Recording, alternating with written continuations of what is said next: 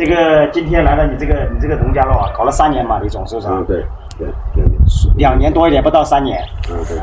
你看我刚刚我连罗盘都没有掏出来，我就知道，就以你这个门来讲，是不是会容易漏财？生意就是不是特别好。没有多少生意。对，没多少生意。啊，虽然说你来这里，你看以养生为主，搞点农家乐，种点是苹果，你们这边苹果特别出名，然后搞点烧烤，为什么？你这个门，你过来看啊，这个门，你看这边高，左边这是右边嘛？对。右边高，左边低，这是我们说的右水倒左。你把门，你看你这个门是这样的。你这个下面左边嘛低了，这边高了，你要反过来，要把它这样兜，就是你的大方向一定是把这边凸出来，把这边退回去，这个水就兜住了，到时候找一个好的这个分机，找一个好的日子就特别好了。你这个尽量能留着就留着，这个对。这个能留着就留着，为什么呢？这边越往这边越好。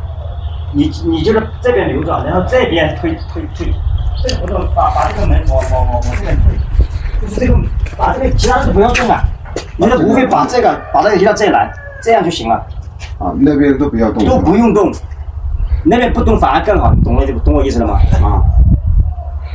你只要就相当于这个门直接到这样来。在这里。对，到时候这样子，到时候拿罗盘定一个好的分度线。我告诉你，你的生意一下就改变了，这个就很神奇。你虽然你看你这里搞了一个罩墙嘛。这个隐蔽墙不行。这个可以啊。不用动啊。这里很好啊，这里一定要搞个水池啊，下面搞个水池，搞个那种方的，不要搞圆的，搞那种土圆形的行。对，就是土圆的也行，方的也行。土圆形的也行。然后我用砖，实际买不到，我用砖砌。自己砌一个也行。砌一个。砌一个这个圆的也行。里面做下防水，外面对都要做成清水。对，里面其实你做大一点嘛，里面养点鱼都可以啊。你这里自己有条件。养点鱼，搞点荷花呀，搞点水莲呐。好。好吧。接在上面行不行？那个墙就是接在上面。就直接接在上面，就直接比如说你到这个地方，你这样圆的，这样圆的，直接这样的。直接靠着这就行了。以这个为中心。对啊，你以这里为中心嘛，中心为中心，以这里为中心嘛。对。然后你这里就画一个这样的嘛，到时候你在这里搞个防水就行了。好。对。